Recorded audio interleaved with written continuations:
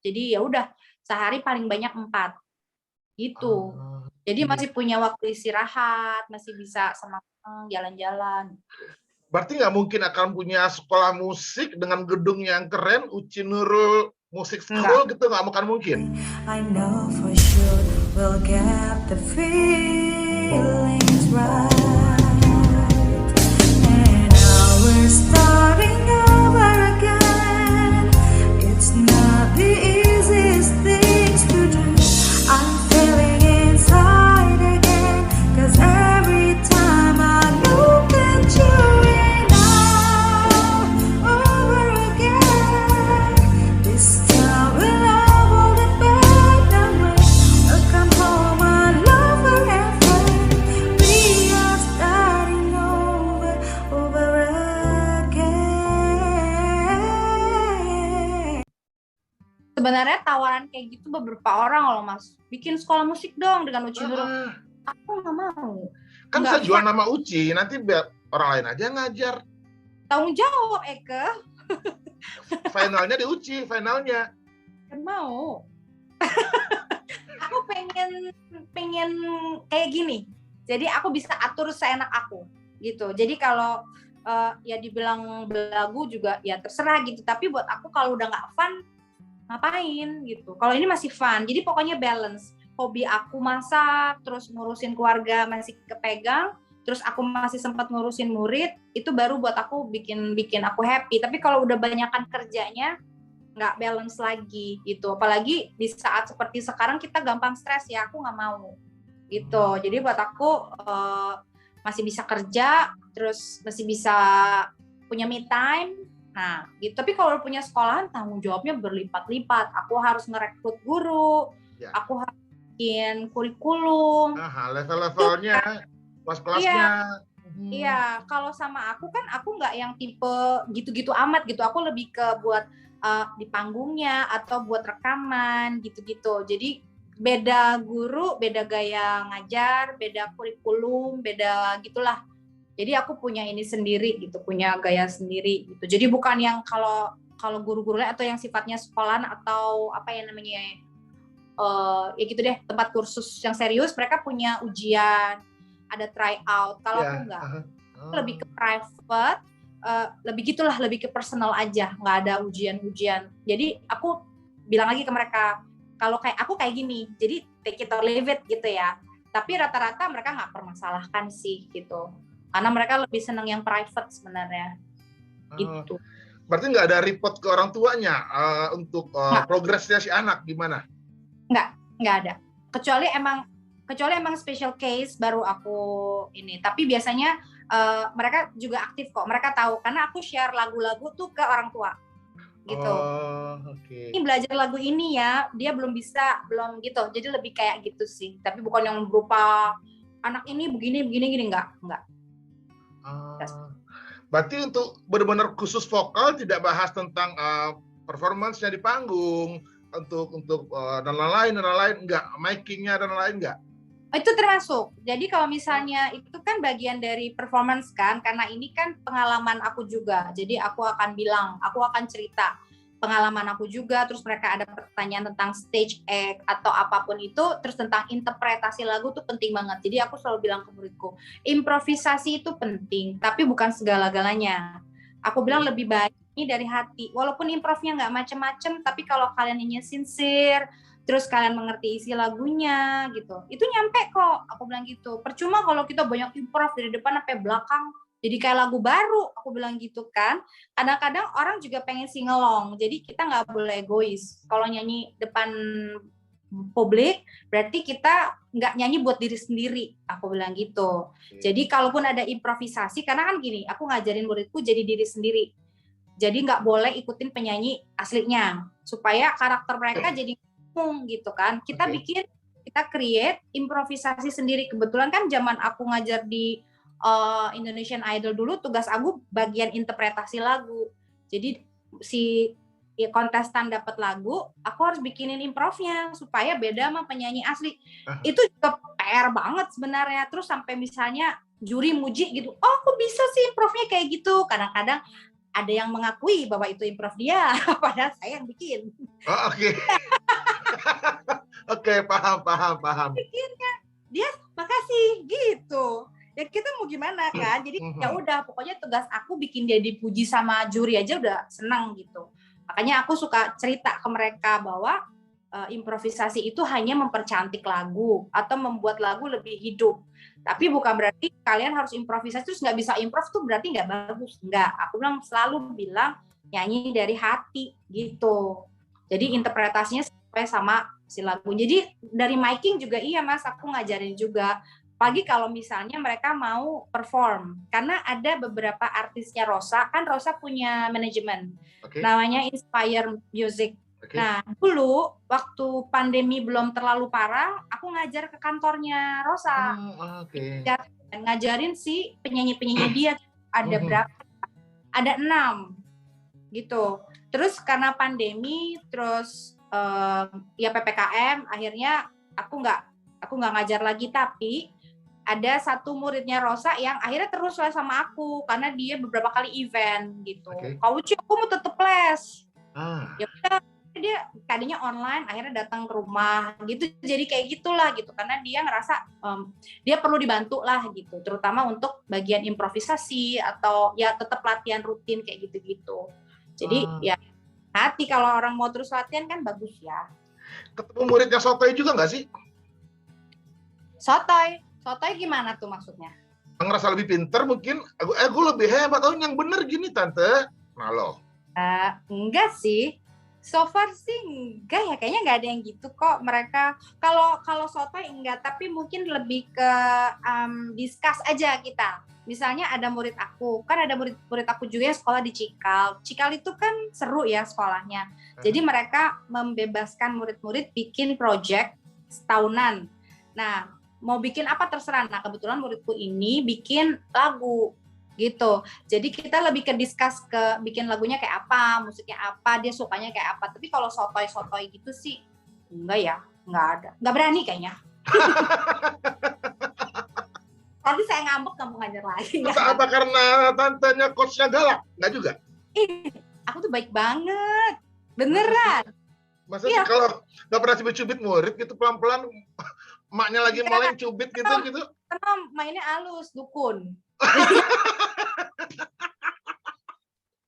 Enggak lah, aku paling nggak bisa gini. Pernah ada ya sekalinya aku marah, bukan marah sih, aku ngajak ngomong. Jadi muridnya ini tuh kayak latihannya nggak segen gitu loh, jadi kayak ogah-ogahan. Terus itu udah berapa kali, akhirnya aku ngomong, kalau misalnya memang nggak mau, nggak apa-apa, karena Tante Uci mau ngajar orang yang gini. Aku bilang gini, Tante Uci mendingan capek fisik daripada capek hati. Mendingan capek fisik karena nih murid kok haus ilmu atau pengen latihan terus-terusan, daripada yang kita ngebujukin gitu ya. Nggak bisa kayak gini, aku bilang gitu. Aku give up ya, aku sampai sempet kayak gitu. Mendingan cari guru lain lah gitu, daripada sama aku. Karena mendingan aku ngajar murid yang emang bener-bener mau latihan serius daripada yang emang datang terus udah aja gitu. Aku pernah kayak gitu, tapi enggak sering juga ya. Jadi kalau misalnya emang masih aku liatin, oke. Tapi kalau udah mulai keterlaluan baru aku ngomong. Jadi bukan yang marah apa gitu, udah bisa akunya. Atau pernah nemuin orang tua yang nganggap Tante Ucinya ini kayak mesin penyanyi, anak aku pokoknya harus seperti Sherina, anakku harus seperti Tasya. Nah lo gimana tuh? Itu dulu zaman Sherina justru, yang aku masih ngajar di Elva Music School. Waktu itu masih ada di Fatmawati kan. Terus happening banget ya, Sherina tuh kan happening. Jadi bukannya sombong gitu, rata-rata orang tua yang daftar ke situ telepon nyarinya Kak Uci gitu. Terus sampai mereka patokannya itu bahwa pengen kayak Sherina. Jadi buat mereka tuh mikirnya bahwa kalau dipegang Kak Uci pasti hasil akhir kayak Sherina. Akhirnya Bang Elva yang kasih pengertian, dia bilang ini nggak sama kayak kita masuk ke salon dengan hairstylist yang sama, blow-annya sama, kayak gitu. Ini nggak bisa gitu. Jadi tergantung anaknya, bakatnya, kemauannya, gitu-gitu kan. Jadi akhirnya mereka bisa ngerti gitu. Tapi banyak juga yang nggak mau tahu. Pokoknya Ya itu kan pernah aku ada mana cowok lagi muridnya masih kecil gitu. Maksudnya mau jadi kayak Sherina gimana gitu. Dia datang, Lu kan cowok gitu. dia datang rajin tapi Aha. ya gitu ya nyanyi gitu. Terus nyanyi cuman ya gitu. Tapi datang terus. Ternyata kalau yang itu kasusnya adalah dia disuruh mama. Gitu. Jadi aku bilang nih kasihan juga ya nih anak. Nah waktu itu kan masih karena ngajar di EMS, jadi aku ada yang semi private, ada yang regular, jadi masih ada yang rame-ramenya gitu. Jadinya makanya waktu itu orang tua murid semua pengennya Kak Uci. Nah aku tuh diperbudak sama waktu itu sama kerjaan Mas, karena aku bener-bener full. Misalnya dari jam berapa cuman istirahat tuh setiap kelas tuh cuma 10 menit. Waktu itu masih muda ya, jadi masih cukup. Sekarang kayaknya udah jompo gitu, kalau harus kayak gitu udah nggak sanggup gitu. Jadi ngalamin yang dikejar-kejar orang tua ya zaman waktu Sherina lagi happening. Kejar orang tua sekarang, maksudnya gimana? Iya, pengen sama Kak Uci semua gitu. Karena buat mereka ya kalau dipegang Kak Uci pasti kayak Sherina. Untungnya Bang Elva yang ngasih tahu ke mereka bahwa nggak bisa begitu gitu. Dan jangan sampai guru lain juga ngerasa kok Uci semua ya gitu kan. Aku juga nggak mau kayak gitu. Makanya akhirnya aku bilang sama abang, bang kayaknya aku jangan full seminggu deh gitu. Capek juga, capek banget tuh. Dan karena jiwa kita penyanyi dan ini ngajar pasti ada rasa bosen kalau akhirnya banyakan ngajarnya gitu. Karena kan kita mengerjakan pelakunya beneran gitu kan, praktek langsung. Jadi kalau banyakan itunya terus belum izin waktu itu mulai sibuk untuk Indosiar juga tuh, jadi kepala sekolah AFI Junior. Jadi banyak bolos, orang tua nggak mau diganti sama guru lainnya. Saya utang kerjanya banyak, nggak mau guru lain. Aduh, itu tuh. Jadi aku makanya waktu itu udah mulai sibuk banget, aku resign karena ngerasa aku tidak sesuai komitmen kan. Kalau banyak liburnya, kasihan murid dan aku numpuk nih karena mereka nggak mau diganti. Gak enak juga digaji buta ya. Nah, enggak ya berkurang juga gajinya. Bukan gaji buta nih. Ya bisa begitu. Jadi lebih senang ngajar sendiri tuh ngatur sendiri gitu kan, fleksibel. Kalau udah ya itulah kerja sama institusi atau apa berarti kita harus ikutin aturannya. Kalau ini kan saya enaknya sendiri gitu loh. Yang penting syarat jadi murid aku waktunya harus fleksibel dan mereka udah tahu. Gitu. Dan kebanyakan murid itu targetnya untuk jadi penyanyi rekaman atau penyanyi panggung atau penyanyi untuk ikut ajang kompetisi atau gimana? Bisa macam-macam. Ada yang memang tiba-tiba baru nih karena dia mau audisi. Misalnya X Factor lah apalah gitu ya. Jadi dia latihan. Jadi kadang-kadang per event gitu. Tapi ada juga yang misalnya kalau orang tuanya ngerasa anak saya bisa nyanyi atau anak saya suka nyanyi gitu. Kayaknya suaranya sih agak lumayan lah gitu. Pengen dilatih. Dan ada nih murid aku yang aku bilang Inara 5 tahun ini, dia dari zaman kapan tuh udah nyari aku ternyata gara-gara film Sherina dia bilang. Terus dia nyari dapat di Instagram, baru dia DM. Jadi dia seneng banget akhirnya bisa ketemu Tante Uci gitu. Dan anaknya udah nonton Sherina juga. Jadi emang pengen banget. Dan alhamdulillahnya emang anaknya suaranya bagus. Jadi aku seneng kan ngajarinnya itu. Jadi macam-macam Mas. Ada yang emang gara-gara mau ikut audisi, ada yang emang mau rekaman gitu. Atau misalnya ada titipan deh, misalnya produser gitu ya, label. Mbak, ini artis gue mau rekaman, tolong dilatih gitu. Tapi memang kebanyakan buat reguler ya, kebanyakan buat reguler. Tapi dari reguler itu kadang-kadang murid aku dia suruh perform di sekolah atau emang dia yang lebih sering ditunjuk di kelas untuk bikin project-project rekaman kan karena online, jadi lebih ke rekaman ya. Jadi latihan intens tuh untuk itu gitu. Jadi bisa macam-macam sih. Jadi yang itu. Oke. Kembali ke jabatan produser tadi yang semuanya kita sebutnya paket komplit. Ada proyeknya, maksudnya ada kerjaan yang nggak maksimal nggak sih hasilnya? Menurut Uci, poin yang mana gitu? Sayang begini, cuacanya begitu, lightingnya begini, sayang ya gini. So far sih karena ini baru 2 proyek ya, dari yang tahun lalu religi itu. Nah kalau tahun lalu itu mungkin bukan nggak maksimal, lebih ke gerabak-gerubuk ini. Jadi pada saat kita produksi rekaman, masih aman tuh. Terus pas mau syuting video, karena dia kan bikin 4 lagu nih, 2 lagu komposer lain, 2 lagu aku. Tapi si muridku ini, ibu ini pengen 4 klip, pengen semuanya ada, karena kan dia pengen jadi kayak gift gitu kan. Nah, ya ininya dia terkena COVID. Jadi yang harusnya waktu itu udah syuting, terkena COVID 2 minggu, otomatis mundur kan semuanya. Nah, itu tuh lebih ke gerabak-gerubuk karena dia mau launching juga. Jadi benar-benar saat dia udah sembuh, terus langsung syuting video klip 2 klip sehari waktu itu. Udah gitu kita langsung sibuk meeting untuk persiapan launching. Kebetulan dia pengen launching lah gitu-gitu kan. Ya itu sih kurang maksimalnya pada saat syutingnya itu, karena sebenarnya konsepnya kan nggak begitu. Tapi karena menyesuaikan keadaan, akhirnya ya udah deh gitu. Kalau rekaman segala macam sih justru lebih aman ya, tapi lebih ke visualnya yang konsepnya akhirnya disederhanakan, yang syutingnya tadinya mau di mana, akhirnya cuma di rumah gitu. Terus harus dapat 2 klip karena orang abis COVID kan lebih cepet capek, ya kan? Jadi udah deh gitu. Ya, karena kan suamiku harus harus ngedit untuk berapa hari untuk launching gitu, untuk ditampilin di itunya kan PR.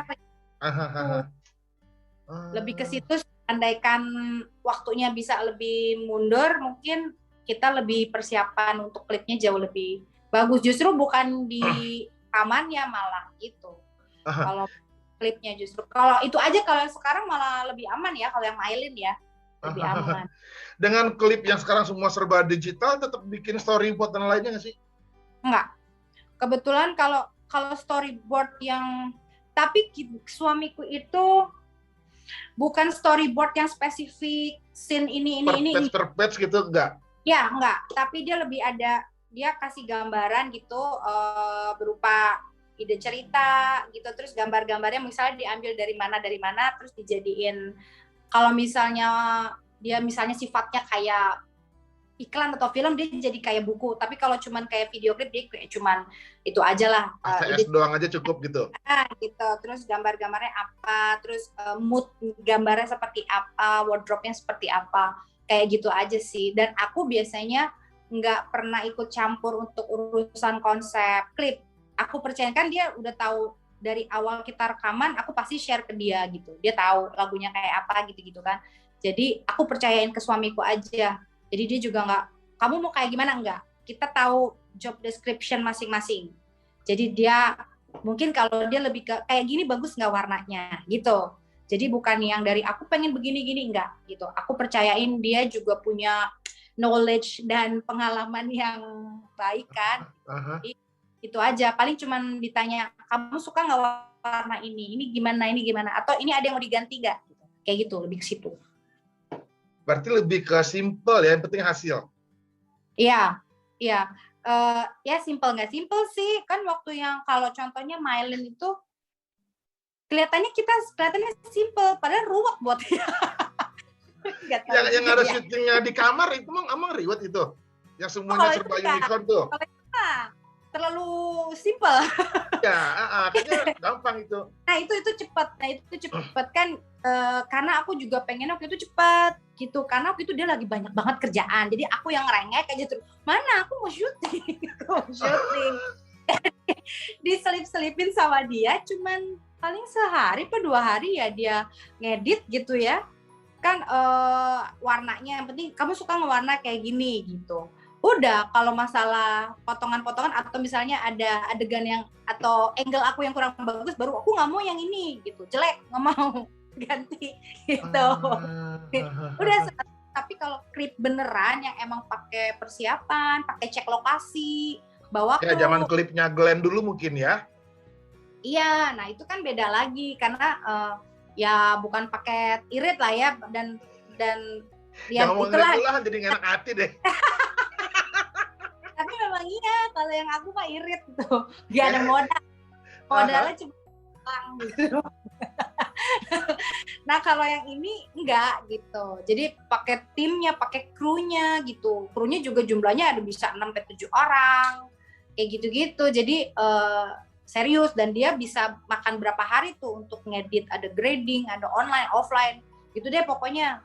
Menyatukan gambar itu kan, makanya aku bilang ruwetnya dia sendiri, ribet. Tapi kan udah biasa kalau dia. Jadi buat kita kayaknya gampang, ya dia yang tahu gitu. Gimana dari potongan gambar menjadi satu gambar yang cerita yang enak dilihat, itu kan PR-nya dia. Tapi ada loh yang aku penasaran. Dengan suami orang video, Ucinya juga warawiri diri di entertain, kok YouTube-nya mandek-mandek aja?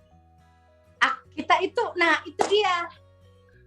Kita tuh malah sibuk dengan begini-begini gitu, daripada ngurusin YouTube. Kayak aku juga apa ya, harus punya mood Mas, misalnya pengen nyanyi gitu kan. Yang kemarin mungkin aku postingnya ada beberapa yang nyanyi gitu, kita cerita tentang kenapa aku operasi kantong mata gitu. Buat aku tuh info penting kan. Aku karena pernah punya tiroid gitu, bukan karena gaya-gayaan pengen kelihatan muda, enggak gitu, tapi karena nggak balance, dan itu membuat rasa percaya diri aku jadi jatuh gitu kan ya, kan nggak bagus juga gitu.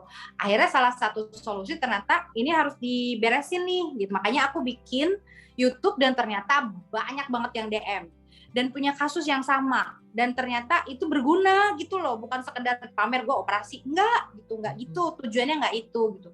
Jadi banyak yang pada, Mbak aku juga Mbak ini begini gitu. Jadi mereka tanya info ke aku kayak misalnya harga, terus sakit enggak, berapa lama recovery gitu. Nah itu perlu mood Mas, kalau aku moodian orangnya gitu. Jadi kadang-kadang kalau udah enak di rumah, udah males ngapain gitu. Sibuk jadinya masak aja ya? Iya bener, sibuk masak, atau ya udahlah enjoy my time aja gitu, nonton TV kayak apa kayak gitu. Jadi kalau niat bikin YouTube atau apa rajin kayak daily vlog lah apa gitu loh. Aduh, kita sekeluarga nggak tipe itu ya. Kita pernah nih nyoba, suamiku, kita ke Jogja liburan ya. Kita mengandalkan anak-anak untuk ngevlog gitu. Sampai sana pada sibuk menikmati momen semua, nggak ada yang ngevlog. Semua mengandalkan selfie ya malah. Nggak ada. Awal-awal doang. Akhirnya pada kita kan sibuk ngapain, senang-senang, terus harus kayak siap dengan kamera dan dengan handphone tuh nggak kita banget gitu. Ada loh tipe orang yang rajin Mas, kayak dicontoh di Elva Singers, yang rajin tuh Kang Agus. Ya. Dia anytime, anywhere gitu ya, langsung hai guys gitu. Nah kita nggak tipe itu, nggak banget. Aku Lita Yana, coba deh seperlunya aja Instastory iya, tapi kalau Kang Agus senang mengabadikan dan dia rajin kayak gitunya, punya kita enggak gitu. Nah itu sebenarnya sih yang kurang ya, harusnya kita lebih rajin, lebih aktif gitu. Cuman ya itu tadi, kayaknya perlu mood banget kalau aku untuk bikin YouTube. Elva Singers juga baru mau bikin YouTube. Baru mau.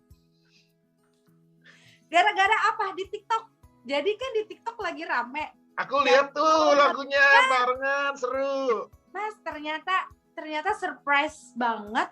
Pas aku posting tuh 2 hari lalu malam, sampai hari ini tuh 250 sekian ribu. Kan ternyata Elva Singers. Aku lupa yang berempat kan? Iya, yang oh malunya hati ini. Oh malunya hati ini, bila ku ingat saat itu kami hanya saling berpandang dan terdiam terpaku. Oh bulan hanya dirimu yang menyaksikan segala. Itu iseng-iseng aja pas kita mau live di kadang tuh, TikTokan gitu. Baru itu juga ya udahlah sekedarnya aja, keketawaan, nggak penting gitu kan. Udah aja aku posting. Ternyata maksudnya FYP itu masuk di situ, terus ternyata jadi yang komen aja udah banyak sampai nggak sanggup aku reply gitu. Jadi surprisingly ternyata kita dikangenin loh sama netizen, sama orang-orang yang emang tahu Elva Singers gitu. Jadi makanya kita baru kepikiran, ya udah deh kayaknya emang kita harus mengikuti zaman ya, harus bikin YouTube, bikin akun TikTok nanti gitu. Maksudnya kan TikToknya bukan joget tapi mungkin lebih ke nyanyinya gitu. Abang ya dari situlah jadi kita baru mau loh. Doakan istiqomah ya. puasa, Kak, udah sibuk lagi. Itu dia, makanya enggak, sekarang sih kayaknya diniatin lah gitu, karena kan kita udah kebanyakan hibernasi ya kan Mas, kebanyakan di rumah gitu, jadi udah zona nyaman, bukan zona aman sih, zona nyaman, udah enak-enakan gini lah gitu, tapi kita nggak mengikuti perkembangan zaman juga, jangan juga gitu kan. Nah untungnya anak-anakku kan banyak yang emang pada rajin TikTok, jadi masih mengikuti lah, kalau aku masih tahu lah gitu, kayak lagu-lagu zaman sekarang masih tahu lah gitu. Coba kalau yang lain kan gitu, karena kan kayak Lita anaknya masih umur berapa gitu kan, jadi nah mengikuti perkembangan zaman itu, kalau kita lihat anak-anak yang emang cerita atau mereka bilang posting lagi, jadi kita tahu.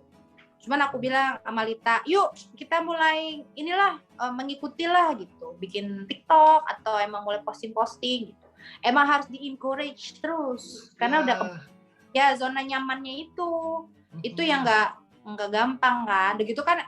Kadang-kadang dengan kondisi yang takut keluar rumah, ya udah dia di rumah aja, akhirnya membatasi kita buat sering ketemu juga gitu kan, udah pada berumur ya, jadi takut gampang kena gitu, menjaga-jaga sih sebenarnya. Amannya via Zoom kayak sekarang sih sebenarnya. Tapi nggak seru, kurang, ya nggak sih? Iya sih. Kalau kayak kemarin kan enak tuh, bisa ketemu tuh langsung bikin gitu kan. Kalau Zoom ya beda lagi, rasanya moodnya beda, belum delay, belum apa. Iya sih, sinyal lagi kadang-kadang. Itu dia, enakan ketemu. Cuma itu tadi, kalau ngomongin YouTube channel untuk anak-anak muda sekarang, atau penyanyi yang baru sekarang, mereka punya YouTube channel sendiri. Iya. Kan mereka punya akun-akun macam-macam di semua sosmed. Iya. Akhirnya ya udah, anak kan bermain di anak orang 80-90, mereka nggak punya YouTube channel, nggak punya macam-macam sosmed kan. Iya benar. Tapi kan sekarang siapa aja bisa jadi terkenal kan. Ya, walaupun dia nobody, tapi dia bikin sesuatu yang tiba-tiba emang udah waktunya viral, udah gitu. Ya, gampang itu dibanding kita yang berjuang banget. Tapi kita kan nggak mikirin, kita bikin konten. Nah kalau mereka mungkin lebih ke iseng-iseng, terus kreatif, cari ide yang unik, perlu energi, perlu waktu ya. Nah kalau kita kan nggak kepikiran seperti itu, makanya sekarang siapa aja bisa jadi terkenal, siapa aja bisa jadi istilahnya artis gitu. Bukan artis tuh ternyata bukan cuman main film, penyanyi, tapi selebgram juga udah jadi kayak artis. Dan ngomong-ngomong YouTube pun juga harus konsisten kan kita. Nah itu kalau udah sekalinya subscribernya banyak, gitu-gitu kan harus terus bikin konten, dan akhirnya mempertahankan biar mereka tidak unsubscribe, kacau kalau dia unsubscribe lagi kan. Betul, nah itu dia. Nah kayak gitu kan harus dipikirin ya, sekalinya kecebur ya sekalian deh, nggak boleh tanggung. Jadi banyak pasti fansnya Eva Singer nungguin. Kayaknya sih ya, kalau lihat dari komennya sih kita kaget, makanya ternyata komennya bagus-bagus, terus yang bikin kita seneng dibilangnya awet muda, itu kan seneng. Lucu banget sih. Ini pada awet muda katanya gitu. Makasih. Dia nggak tahu kamera beauty ya.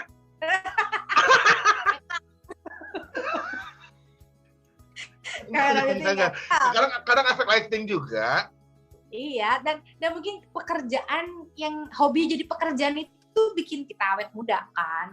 Karena kan nggak bosen. Itu makanya kalau misalnya reunian deh gitu, let's say Kang Agus deh yang udah umurnya banyak gitu, dia reunian pasti di antara kita dia paling tua, di teman-temannya dia kelihatan muda, ya kan? Iya benar. Kayak gitu, mana ada yang udah umur begitu tapi gayanya begitu gitu, karena memang jiwa kita kan jiwa muda ya. Karena ya itu, hobi yang jadi pekerjaan tuh pasti nggak bosen. Pada kenapa sih bisa awet muda? Ya bingung jawabnya, karena yang kita happy gitu dengan pekerjaan kita, happy, nggak bikin stres. Stres juga paling kayak nggak hafal lagu. Aduh, liriknya apa nih? Lebih ke situ ya, bukan mikirin ekonomi dunia apalagi itu maksudnya. Beda. Paling mikirin keluarga palingnya di balik itu. Iya, paling kayak waktu gitu kita. Kalau aku ya mungkin lebih ke syuting sampai malam. Gak enak sama suami. Iya gitu, udah kebiasaan di rumah atau apa gitu. Tapi kan untungnya suamiku kan juga seniman. Kalau masalah itunya sih dia ngerti. Ya, Gitu, seniman Mama. kerjanya nggak pakai jam sih ya sebenarnya. Iya, tapi kalau kita pengen jadi seniman tapi tetap sehat, jadi udah nggak ada tuh misalnya suamiku ngedit di atas jam 12, nggak ada gitu. Dia pasti udah tahu ukurannya, paling dia bangunnya lebih pagi aja gitu. Karena akunya suka nggak tenang gitu, akunya jadi nggak bisa tidur juga, kok dia belum ke kamar ya, masih di studio gitu kan. Jadi kadang-kadang kecuali terpaksa sih. Oke. Nextnya Eva Singer dan nextnya produser apa nih? Selain apa tadi, Inara? Iya, Mailin sama Kalista.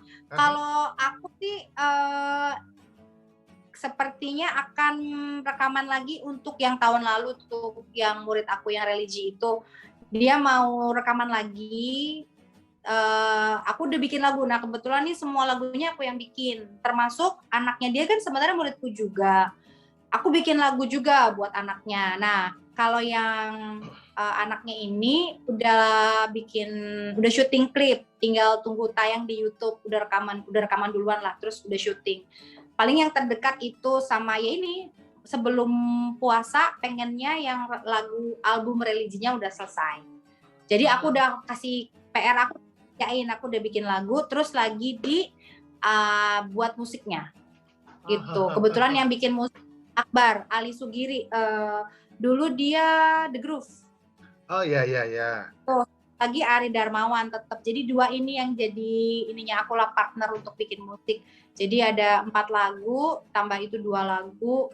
Nah itu bakal nyiapin itu tuh, udah deket-deket mau puasa. Mungkin harusnya Februari Maret ini udah mulai rekaman ya. Harus ada workshop dulu karena sibuk juga gitu, murid aku sibuk, jadinya aku harus nunggu sampai dia waktunya agak lowong. Tapi sambil nunggu proyek yang itu, yang ini dulu nih, Inara ini. Tapi Inara masih workshop sih. Pokoknya sampai dia siap kita baru mulai. Oke. Gitu. Kalau Eva Singers ya mungkin terdekat ya, mau pengen lebih YouTube channel seperti TikTok. Mau nggak mau kita nggak bisa menghindari dari TikTok. Ternyata TikTok tuh efeknya luar biasa.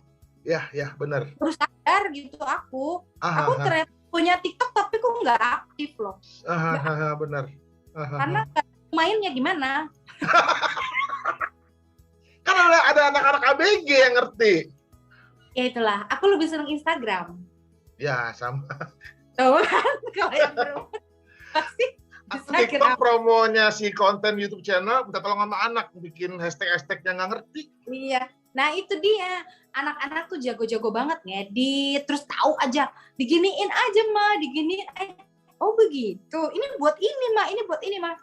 Udah deh, pusing aku bilang, kebanyakan yang gampang aja buat saya gitu. Makanya TikTok aku cuman ada konten berapa ya?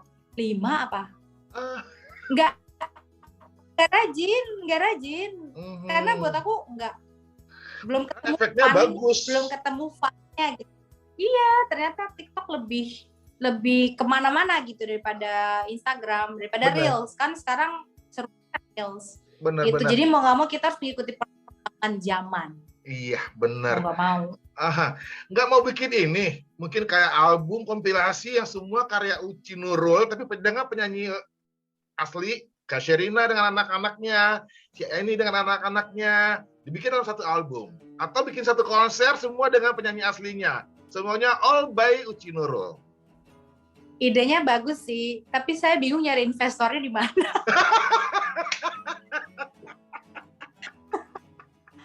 Investor nih masalahnya ya kan, semua Iya biaya sih. ya kan. Tapi ya TV lah paling. Apa sih yang nggak mungkin gitu ya? Bisa jadi itu apa namanya cita-cita gitu. Kalau sekarang lebih ke ya udah gitu, yang bisa dikerjain dulu aja, yang lebih mudah, yang lebih simpel aja dulu. Kalau misalnya kayak konser atau bikin kompilasi yang emang lagu-lagu aku bisa juga sih. Mudah-mudahan emang rezekinya terus ada investor yang tertarik kan. Berarti dia harus suka sama lagu-lagu aku dulu.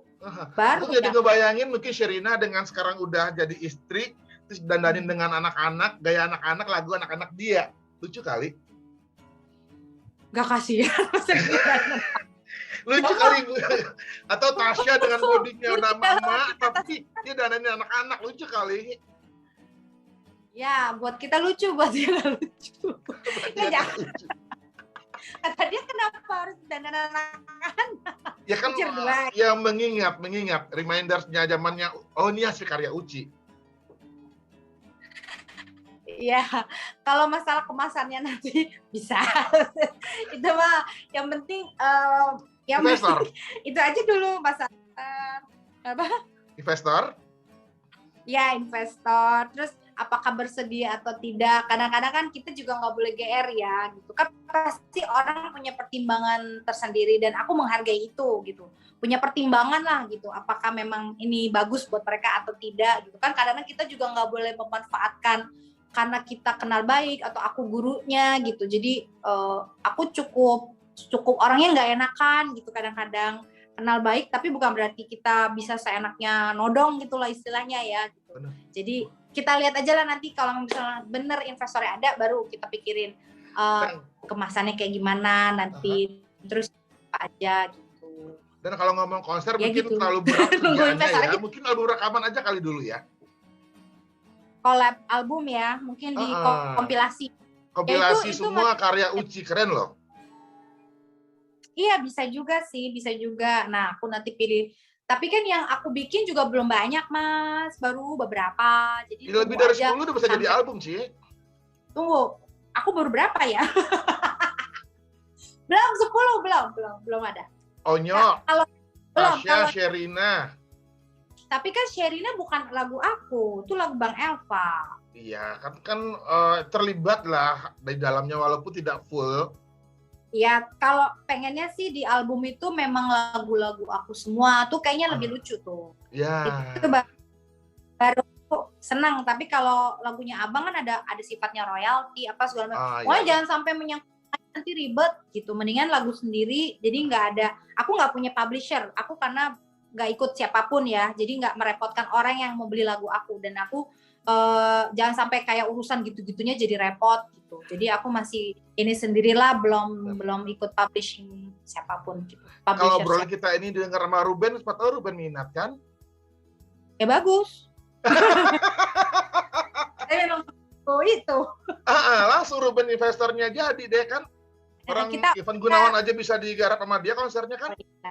Iya, makanya mungkin aku harus kedengeran dulu. Ini kan maksudnya belum apa-apalah. Aku masih pemula lah dibanding komposer lain. Ini masih ya baru melangkah lah gitu ya. Masih aku aja ada yang suka lagu aku aja seneng banget, Mas. Ukurannya tuh begitu. Berarti lagu aku not bad ya gitu loh. Maksud sampai ada orang yang bisa menerima, terus dia ambil, dia beli lah istilahnya, terus dipakai rekaman. Itu bangganya tuh luar biasa gitu, karena kan aku ngerasa ya walaupun aku banyak bikin lagu tapi kadang-kadang orang lain suka apa enggaknya kita nggak tahu ya kan gitu. Tapi kalau lagunya lucu gitu, nah itu komplimen yang kayak gitu tuh bikin aku semangat, berarti aku bisa nih gitu. Jadi banyak kan aku simpen semua, banyak banget. Kalau lagu banyak banget aku bikin, Mas, karena kalau ikutin lagi moodnya gimana aku bisa bikin lagu. Bisa sehari itu bisa 2-3 lagu gitu. Tapi kadang-kadang harus mood banget ya. Aku gitu soalnya. Apalagi zaman dulu masih yang galau-galau gitu ya. Galau mode on itu bisa bikin lagu tuh. Karena pelampiasannya jadi kebikin lagu. Terus lebih aktif.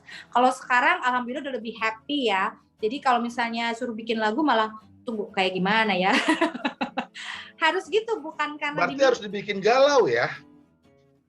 Ternyata dong. Jangan dong, udah happy nih. Biar bisa berkata harus bikin galau dong.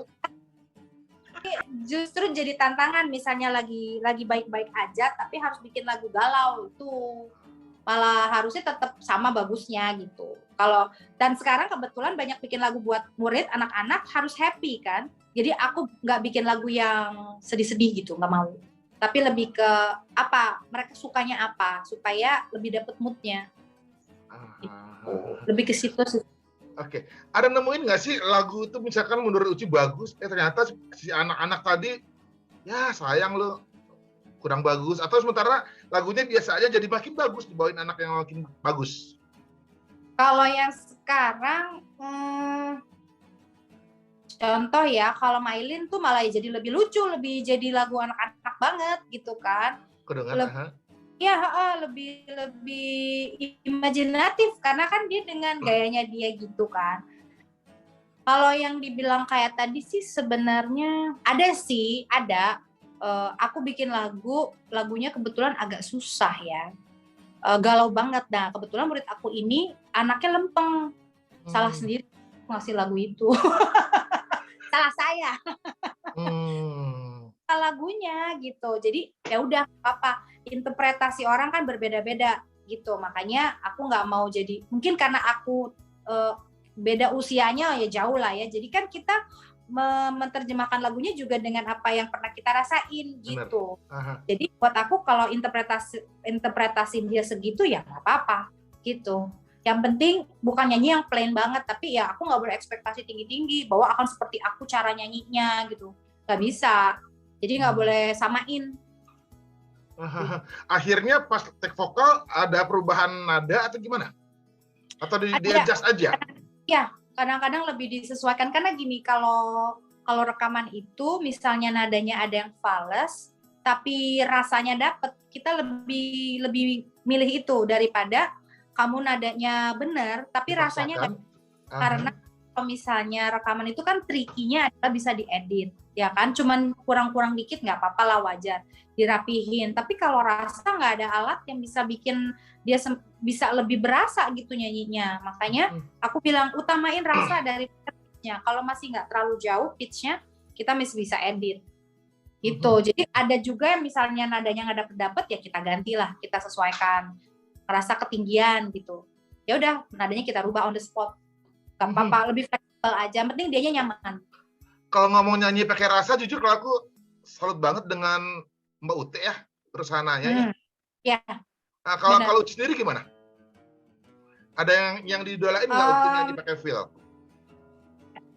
Kalau nyanyi pakai rasa, Raisa, Rosa. Ya, tapi Mbak Ute kayaknya number 1 deh. Yang lainnya nomor 2, nomor 3 ya mungkin. Ya kan pengalaman jam terbang juga kan ngaruh ya. Jadi kalau aku UT nomor 1, tapi penyanyi zaman sekarang juga mereka juga kalau yang menurut aku interpretasinya bagus tuh kedua Rosa tuh. Rosa nyanyi kan benar-benar ada desahnya gitu, tarik ulur nada gitu. Lagu apapun warnanya jadi warna rosa ya.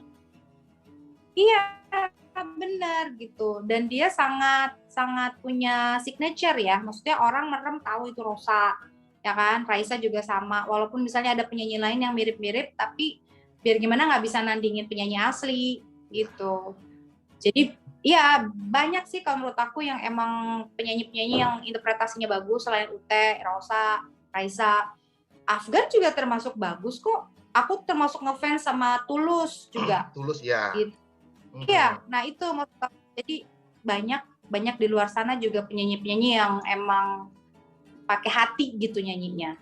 Jadi kayak dapet banget gitu. Improve-nya pun Mbak Ute gila banget kan? Iya, nah itu karena kan dia udah jadi diri sendiri. Jadi improve dia juga nggak jadi kayak improve orang lain. Keluarnya ya Ute. Apapun warnanya Ute aja langsung. Iya. Itu dia makanya beruntunglah orang yang punya signature ya, yang punya originalitas karena orang lain pengen kayak dia gitu. Dan dia dengan mudahnya keluarnya ya begitu, udah otomatis begitulah, nggak mungkin dia jadi siapa gitu. Karena kan warna suaranya Ute juga kelihatan, ya kan. Terus gesturnya dia nyanyi gimana itu udah jadi diri sendiri. Aduh seru banget ngobrolnya sama Ibu produser ya. Ibu produser, misalnya. Kok kesannya kurang pede sih? Itu kurang pede sih? Enggak, bukan kurang pede, lucu aja gitu. Ya kan ini sesuatu yang baru ya buat aku, jadi oh iya ya ternyata saya jadi ibu produser ya, gitu. Belum biasa. Selanjutnya bikin sekolah musiknya masih ditunda-tunda dan nggak jelas kan, akhirnya ya udah produser juga lebih seru. Iya kan, kalau produser itu kan berhubungan sama ide kreatifnya segala macam gitu. Kalau jadi kalau bikin sekolah musik kayaknya lebih kompleks ya. Dan artinya menyangkut banyak orang juga gitu. Tanggung jawabnya udah pasti lebih besar, dan aku tahu kapasitas aku, tahu diri. Kayaknya kalau untuk punya sekolahan nggak deh, dan ya itu tadi, aku nggak mau diperbudak sama pekerjaan gitu. Jadi jangan yang rutin, kalau aku tuh orangnya kalau rutin bosen. Jadi akhirnya alasan aja nggak ngajar, nggak mau aku gitu. Jadi kalau misalnya ini kan masih happy, masih balance, pokoknya semua harus balance. Jadi aku juga pengennya pakai hati juga ngajarnya, terus punya me time gitu. Kalau udah punya sekolah musik beneran, mungkin kalau orang lain pengen, kalau aku nggak di situ gitu loh Mas. Lebih kayak produser tuh aku jauh malah lebih kayak tertantang untuk bikin karya lagi, terus penyanyi, pengen mencetak penyanyi yang bagus juga gitu. Jadi yang terkenal dia, aku yang happy gitu. Jadi tetap jiwa Kepuasan lah ya.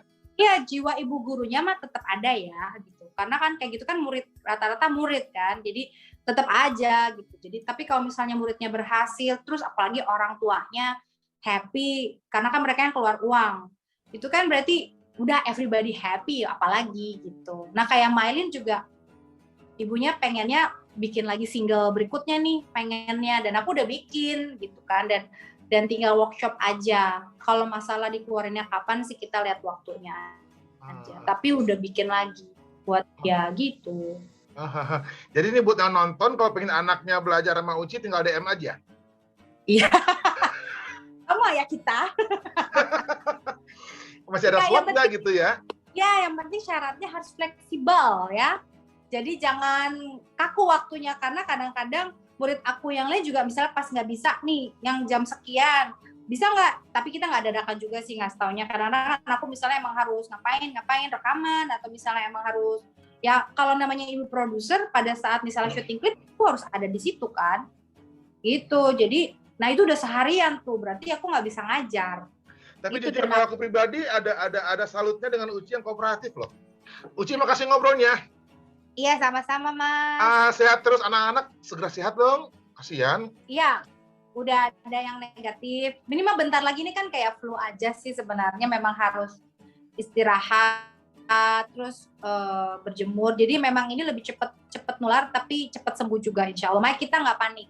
Karena memang banding zaman aku dulu jauh lebih berat. Kalau sekarang cuman batuk pilek, jadi anggap aja flu gitu.